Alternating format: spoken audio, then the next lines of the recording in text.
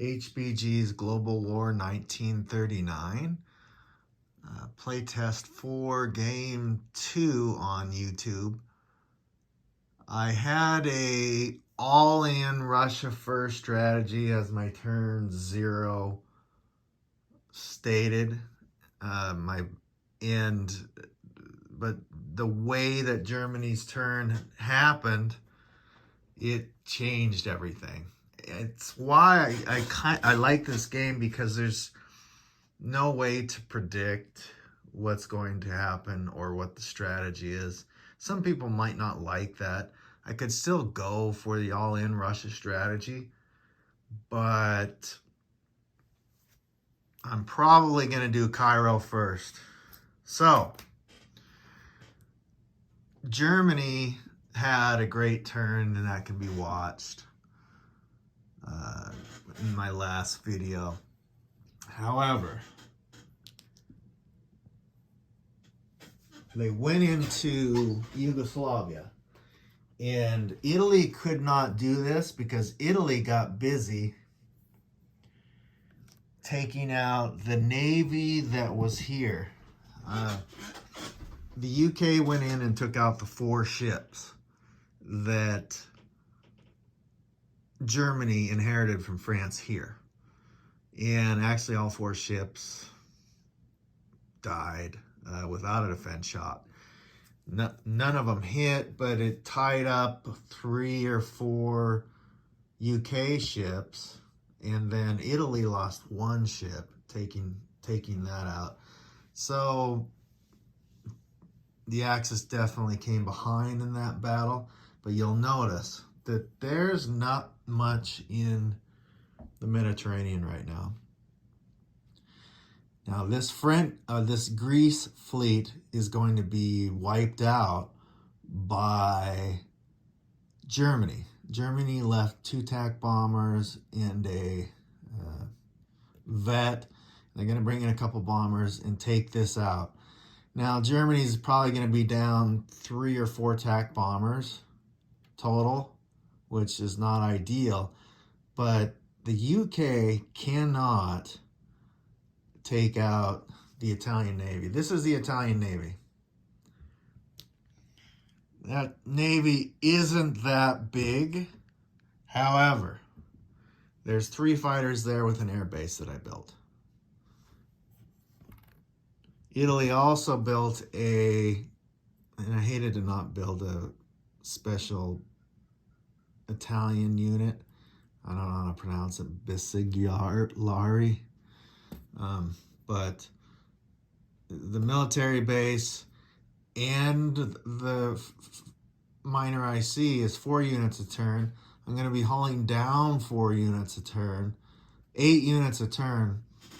I will own Cairo quickly this game. So that's going to be the goal, which, strangely enough, is going to mean that maybe Moscow will fall, maybe it won't.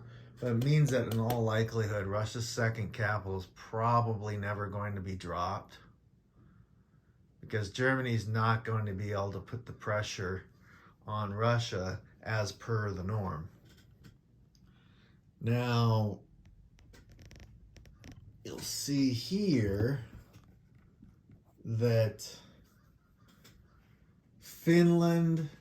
the Finnish war is on.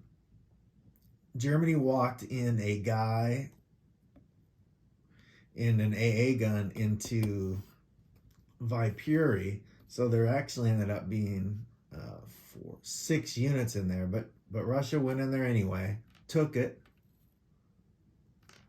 They did lose a fighter going in there, actually a transport bomber, or transport fighter, and an air transport, and a couple of infantry. Again, the Axis fell behind in that. I'm not sure if the war in Finland is worth it or not. So I'm going to keep going for it, because I think there's 20 $9 or there's 25 to 30 some odd. It's almost a $30 swing up here if Russia can get into Finland, and it's a whole. It's I don't know which way it goes. It depends on who you ask. Is it a trap? I'm not convinced it is. The $30 swing up there is so vast. I mean, Oslo alone is worth $11 plus. In a way, Oslo is worth $14. Just 15. Just a $15 swing just from Oslo for the two bonuses, the Atlantic Wall, the free hedgehog, the dollar for each side. Not even counting the pain that it is to get it and take it. So Germany's probably, because of what the UK did, the UK ended up, I was very happy about this Vichy battleship, but the French just walked in, took the Vichy territory, so this went free French. Germany's plan was originally to kill this entire navy. I don't know if they're going to do that now. It doesn't look big, but it's the beginning of trouble. And with that German navy, killing that will be a non-issue. However, I might just start going all in into Africa with Germany, and it's going to take 2 turns to set that up, so I probably just kill this and let that live. I got to get some planes down. I got to get my planes down into Africa. It's very interesting, and I'm switching my whole strategy based on the German turn. But so many French ships went to Germany, and this has never happened either. All 7 French Foreign Legions went to Vichy, so there is no back door. There's no back door. There's no transports within range. There's this spot is safe for 4 turns, 3 turns, unless the UK starts building transports here, which they won't be able to do. There's gonna be a big build up here. Now, Japan was going to do all in China, Russia, but because what happened with Germany, now Japan's going to do the Calcutta Crush.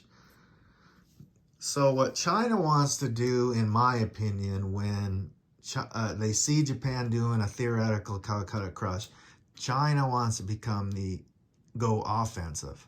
So I left some tempting targets here. This is easy to wipe out.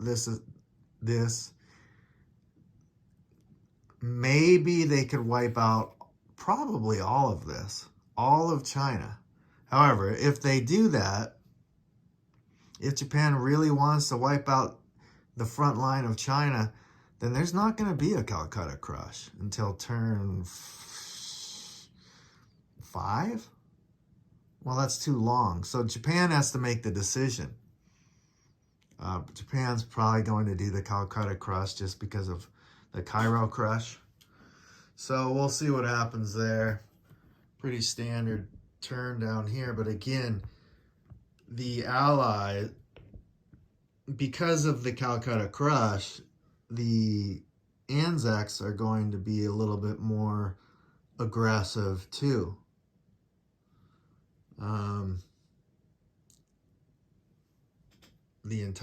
Almost the entire Japanese Navy lies here. So a standard U.S. turn over here.